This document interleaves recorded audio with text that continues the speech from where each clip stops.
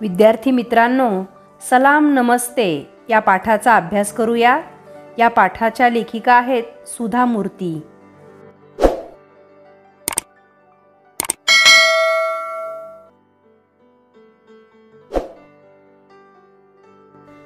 लेखिका सुधा मूर्ती यांचा परिचय करून घेऊयात। लेखिका सुधा मूर्ती या प्रसिद्ध लेखिका आहेत। त्या विख्यात सामाजिक कार्यकर्त्या आणि कुशल लेखिका आहेत। सुधा मूर्ती या मराठी, कन्नड आणि इंग्रजी भाषेमधून लिखाण करतात। इन्फोसिस फाउंडेशन या एका सामाजिक कार्य करणाऱ्या संस्थेच्या निर्मितीमध्ये त्यांचा सक्रिय सहभाग होता। या संस्थेच्या त्या सहसंस्थापिका आहेत। इन्फोसिस फाउंडेशनच्या माध्यमातून मूर्ती यांनी समाजाच्या विविध क्षेत्रात विकास कामांना प्रोत्साहन दिले आहे। कर्नाटक सरकारच्या शाळांमध्ये संगणक आणि ग्रंथालये उपलब्ध करून दिली आहेत। त्यांनी हार्वर्ड विद्यापीठात मूर्ती क्लासिकल लायब्ररी ऑफ इंडिया या नावाचे ग्रंथालय सुरू केले आहे। कर्नाटकातील ग्रामीण भागात आणि बंगलोर शहर व परिसरात त्यांनी सुमारे 10,000 शौचालये संस्थेच्या माध्यमातून बांधली आहेत। तामिळनाडू आणि अंदमान येथे सुनामीच्या काळात त्यांनी विशेष सेवाकार्य केले आहे। महाराष्ट्रातील दुष्काळी भागातील लोकांनाही संस्थेने मदत दिलेली आहे। वाईज अँड अदरवाईज, सामान्यातले असामान्य, अस्तित्व, आजीच्या पोतडीतील गोष्टी, आयुष्याचे धडे गिरवताना, बकुळा, गोष्टी माणसांच्या इत्यादी पुस्तके प्रसिद्ध आहेत। प्रस्तुत पाठ पुण्यभूमी भारत या कथासंग्रहातून घेतला आहे। सुधा मूर्ती यांच्या मूळ इंग्रजी कथासंग्रहांचा मराठी अनुवाद लीना सोहोनी यांनी केला आहे। पाठाचा आशय थोडक्यात पाहूयात। अत्यंत गरीब परिस्थिती असूनही माणुसकी, प्रामाणिकपणा, कष्टाळू वृत्ती, दुसऱ्यांच्या दुःखांविषयीची जाणीव इत्यादी गुण शेख मोहम्मद व त्याची मृत्यूच्या दारात उभी असलेली बहीण झुबेदा यांच्या ठायी दिसून येतात। गरीब परिस्थितीत असलेल्या कष्टाळू वृत्तीच्या शेख मोहम्मद या छोट्याशा दुकानदाराचे या पाठात शब्दचित्र सुधा मूर्ती यांनी रेखाटलेले आहे। प्रस्तुत पाठात लेखिकेने याचे अत्यंत हृदयस्पर्शी वर्णन केलेले आपल्याला आढळून येईल। पाठाला सुरुवात करूयात। शेख मोहम्मदचं एक छोटंसं दुकान होतं। तो वह्यांची किरकोळीने विक्री करायचा। किरकोळ म्हणजे अतिशय क्षुल्लक। दरवर्षी जून महिन्यात मी त्याच्याकडून मोठ्या संख्येनं वह्या विकत घेत असे। आम्ही त्या झोपडपट्टीतील शाळकरी मुलांमध्ये वाटत असू। लेखिका सुधा मूर्ती त्या दरवर्षी काय करायच्या हे इथे सांगितलेलं आहे। लेखिका शेख मोहम्मदच्या दुकानातून वह्या घेऊन झोपडपट्टीमध्ये राहणाऱ्या शाळकरी मुलांना वाटत असत। शेख मोहम्मदचं दुकान आमच्या ऑफिसच्या जवळच होतं। दुकानाची जागा भाड्याची होती। शेख मोहम्मद फार संकोची स्वभावाचा होता। संकोची स्वभाव म्हणजे लाजाळू वृत्तीचा। तो वह्या आणून आमच्याकडे पोहोचवायचा। आमचा चेक तयार झाला की आम्ही त्याला तसं कळवायचो। मग तो येऊन चेक घेऊन जायचा। एकदा असाच तो आमच्या ऑफिसात आला होता। त्यावेळी आम्ही सर्वजण मिठाई खात होतो।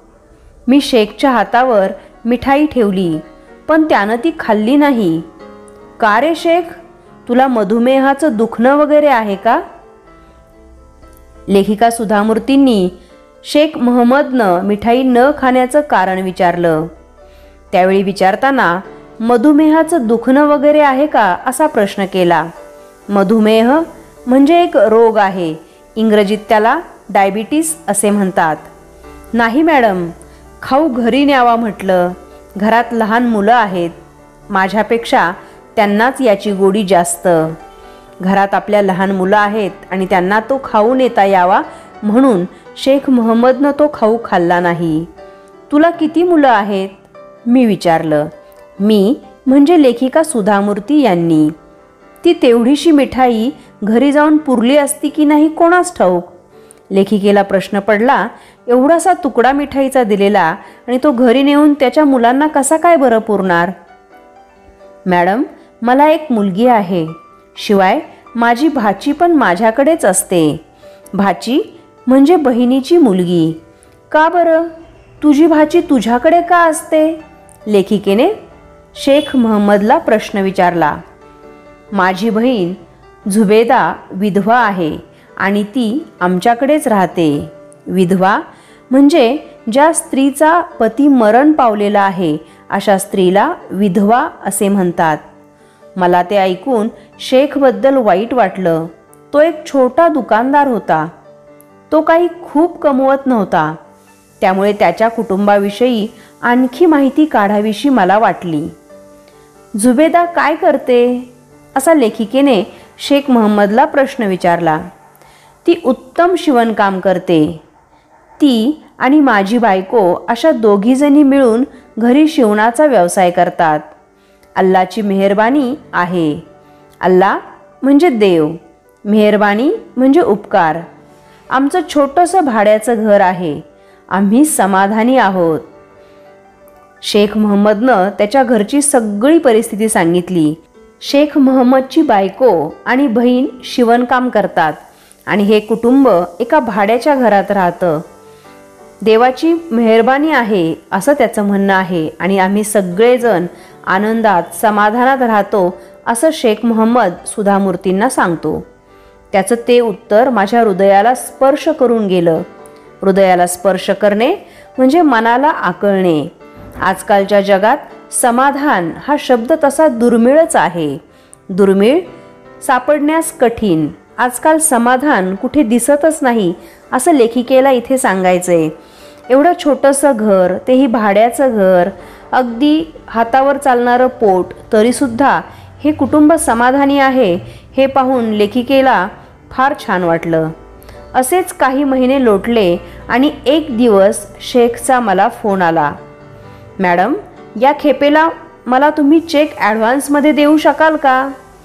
वह्यांचा जो चेक मिळायचा तो ॲडव्हान्समध्ये म्हणजे आधीच देऊन ठेवाल का असं इथे शेख महम्मद विचारतो.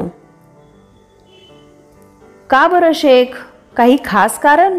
लेखिका त्याला विचारते की काय बरं कारण आहे की तुला पैशांचा चेक आधीच हवाय? होय मॅडम, झुबेदाला कॅन्सर झालाय. उद्या तिचं ऑपरेशन आहे. कॅन्सर म्हणजे कर्करोग. तिला कॅन्सर झालेला आहे आणि तिच्या ऑपरेशनसाठी मला पैसे लागत आहेत. मी ताबडतोब ऑफिसात निरोप ठेवून चेक त्याच्या घरी लगेच पाठवून दिला.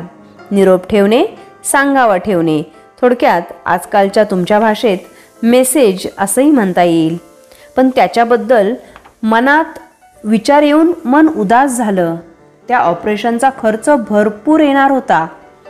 ती रक्कम जमा करण्यासाठी शेखची नक्कीच खूप धावपळ चालू असणार, पण तरीही त्यानं माझ्याकडे पैसे मागितले नव्हते. लेखिकेला माहिती होतं कर्करोगाच्या ऑपरेशनसाठी खूप सारा पैसा लागतो आणि असं असतानाही त्याने लेखिकेकडे पैसे मागितलेले नव्हते.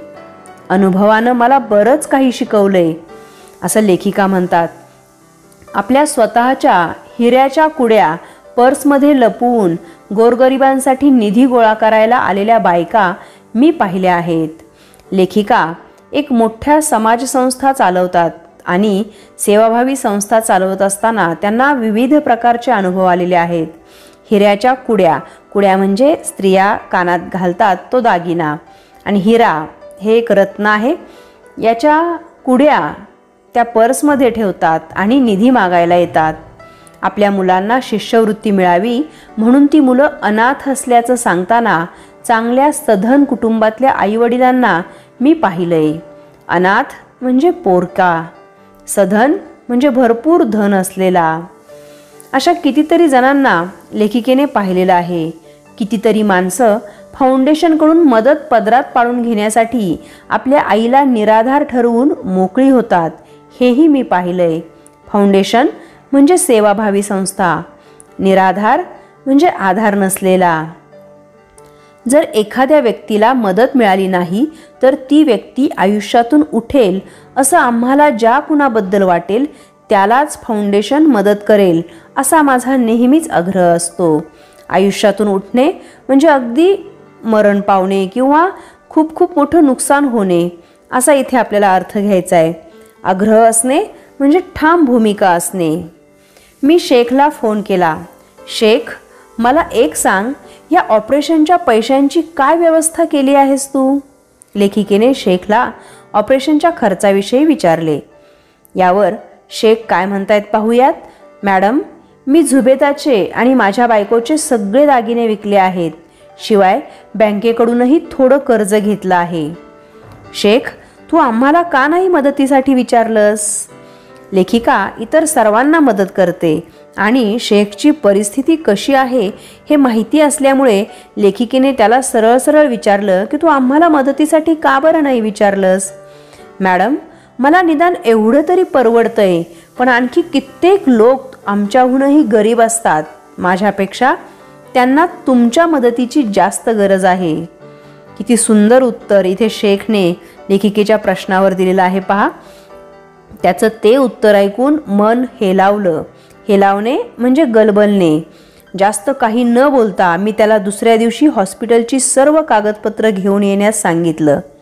मी त्याला पुढे काही बोलायची संधीच दिली नाही. दुसऱ्या दिवशी सकाळी सगळी कागदपत्र घेऊन तो ऑफिसात आला. मी त्याला थोडा वेळ थांबायला सांगितलं. सगळी कागदपत्र नीट तपासून पाहिली आणि नंतर त्याला 50,000चा चेक लिहून दिला. त्याच्या चेहऱ्यावर आश्चर्य होतं. मॅडम, तुमच्याकडून एवढे पैसे मिळतील असं मला वाटलंच नव्हतं. तुम्ही माझ्या संकटात आपलं माणूस समजून मदतीला धावून आला आहात. शेखला मॅडमने 50,000 रुपये दिले हे पाहून त्यालाही खूप आश्चर्य वाटलं आणि लेखिका अशी मदतीला धावून आली. मदतीला धावून येणे म्हणजे तत्परतेने मदत करणे याचं खूप आश्चर्य वाटलं. हे असलं बोलणं मी सहसा फारसं मनावर घेत नाही.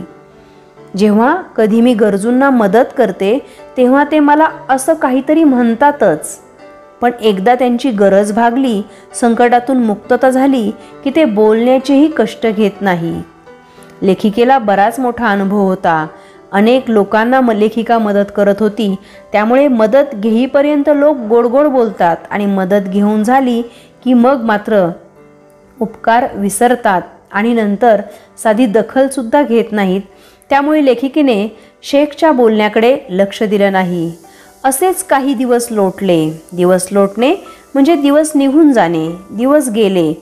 ऑपरेशन व्यवस्थित पार पडल्याचा निरोप शेखनं आमच्या ऑफिसात ठेवला होता.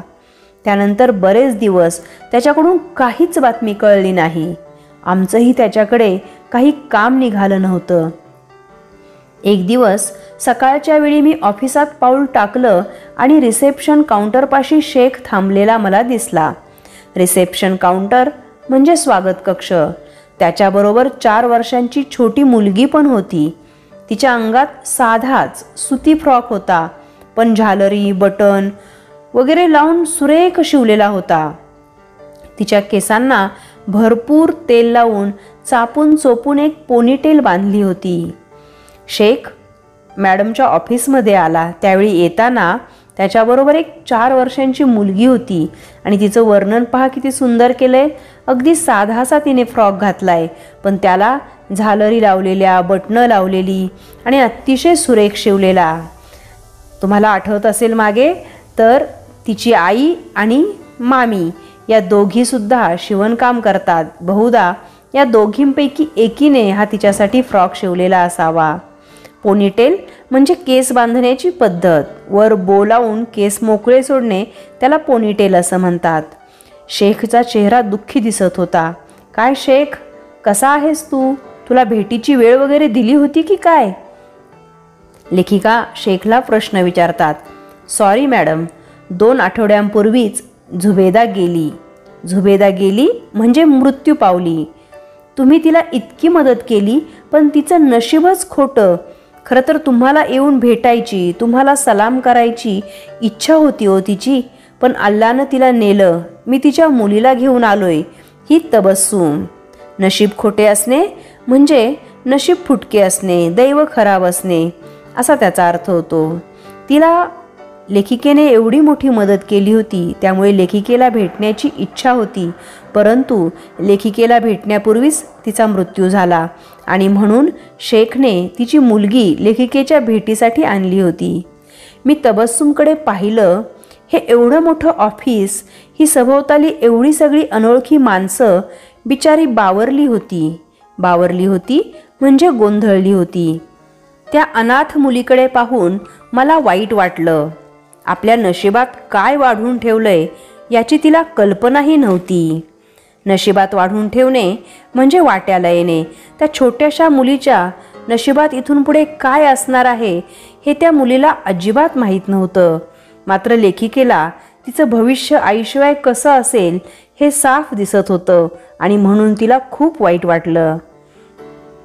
तिच्या मामानं तिला सांगितलं, बेटी मॅडम को सलाम करो. सलाम म्हणजे नमस्कार. त्याबरोबर त्या पोरीनं आपले इवलेसे हात उचलून मला सलाम केला. माझ्या तोंडून शब्द फुटेना. शब्द न फुटणे म्हणजे बोलती बंद होणे, बोलता न येणे. शेखनं डाव्या हाताच्या बोटांनी डोळे पुसले आणि खिशातून एक पाकिट काढलं. मॅडम हे तुमच्यासाठी आहे, झुबेदाने पाठवलंय. मला यायला उशीर झाला त्याबद्दल सॉरी हं. झुबेदाने मॅडमसाठी एक पाकिट पाठवलं होतं आणि ते शेख मॅडमना देत होता. मी तो लिफाफा उघडला. आत 3000 रुपये होते. मी गोंधळून शेखकडे पाहिलं. लिफाफा म्हणजे कागदी पाकिट. त्यात पैसे कसे काय हे लेखिकेला प्रश्न पडू लागले. मॅडम तुम्ही 50,000 दिले होते, पण झुबेदाचं ऑपरेशन आणि औषध पाण्यासाठी फक्त 47,000च खर्च आला. आपण आता यातून काही वाचत नाही हे जेव्हा झुबेदाला समजलं तेव्हा ती म्हणाली, आपण उरलेले पैसे मॅडमना परत करू. निदान दुसऱ्या कुणाच्या तरी उपयोगाला येतील. एखादा नशीबवान असेल त्याचा जीव तरी वाचेल. आता हे पैसे माझ्यावर खर्च करून वाया घालवायला नकोत. आपण मरणार याची खात्री पटल्यानंतर उरलेले पैसे का बरं आपल्यावर खर्च करायचे? ते कुणाला तरी मिळतील आणि तो तरी बरा होईल. म्हणून तिने ते पैसे मॅडमना देण्यासाठी सांगितले. माझ्या नकळत माझ्या डोळ्यातलं पाणी गालावरून वाहू लागलं. पाणी गालावरून वाहणे म्हणजे रडणे. मी झुबेदाला कधीच भेटले नव्हते, पण दुसऱ्यांविषयीची तिच्या मनातली ही कळकळ पाहून मी थक्क झाले. थक्क होणे म्हणजे आश्चर्यचकित होणे. इतक्यात गरिबीत आणि यातना सहन करताना सुद्धा तिनं दुसऱ्या गरजू रुग्णांचा विचार करावा ही गोष्ट विस्मयचकित करून सोडणारी होती. एवढी गरीब परिस्थिती असताना, एवढ्या वेदना असताना, यातना म्हणजे वेदना, ती दुसऱ्यांचा विचार करत होती ही गोष्ट लेखिकेला आश्चर्यचकित करून गेली. आपण स्वतः संकटाशी झुंज देत असताना दुसऱ्याचा विचार करणारी माणसं या जगात विरळच. झुंज देणे म्हणजे लढा देणे. ती मृत्यूच्या दारात होती आणि त्यावेळी सुद्धा ती दुसऱ्यांचा विचार करत होती. विरळच म्हणजे कमीच. इथे तुमचं शिक्षण, भाषा, जातपात, धर्म या कशाचा संबंध नसतो. त्यासाठी हृदयात अपार करुणा असावी लागते. करुणा म्हणजे दया. मी तो लिफाफा तसाच शेखला परत देऊन म्हणाले, हे पैसे तबस्सुमसाठी आहेत. अल्लाची तिच्यावर मेहरबानी असू दे. तिला नीट शिकू दे. मेहरबानी म्हणजे उपकार. अल्लाचं तिच्यावर लक्ष असू देत, उपकार असू देत आणि तिच्या आयुष्याचं कल्याण होऊ देत. तिला नीट शिकू दे. तुला जर काही मदत लागली तर प्लीज मला सांग. इतरांविषयी करुणेची भावना बाळगण्याच्या बाबतीत ती आपल्या आईच्याही 4 पावलं पुढे जाऊ दे. करुणा म्हणजे दया. आपली ही जी भूमी आहे ना, ती श्रीमंत का आहे माहीत आहे? सोन्याच्या किंवा हिऱ्यांच्या खाणी तिच्या पोटात आहेत म्हणून नव्हे. खाण म्हणजे जमिनीच्या पोटात दडलेले धातू शोधण्यासाठी आपण बऱ्याचदा खांतो आणि ती जी खाण्याची जी व्यवस्था केलेली असते, ती जी जागा असते तिला खाण असं म्हणतात. या जमिनीच्या पोटात हिऱ्याच्या सोन्याच्या खाणी आहेत म्हणून आपण श्रीमंत नाही, तर या झुबेदासारख्या लोकांमुळेच तिचं ऐश्वर्य वाढणार आहे. ऐश्वर्य म्हणजे समृद्धी, संपत्ती. तबस्सुम नुसती तिथे बसली होती. तिला काहीच कळत नव्हतं. माझे शब्द पचनी पडणं शेखलाही कठीण जात होतं. शब्द पचनी पडणे म्हणजे मनापासून समजणे, कळणे. मुलांनो, कष्टाळू वृत्ती, प्रामाणिकपणा, समंजसपणा, माणुसकी ही नैतिक मूल्य आपल्याला या पाठातून शिकायला मिळतात. आपणही या सर्व मूल्यांची जोपासना करूयात.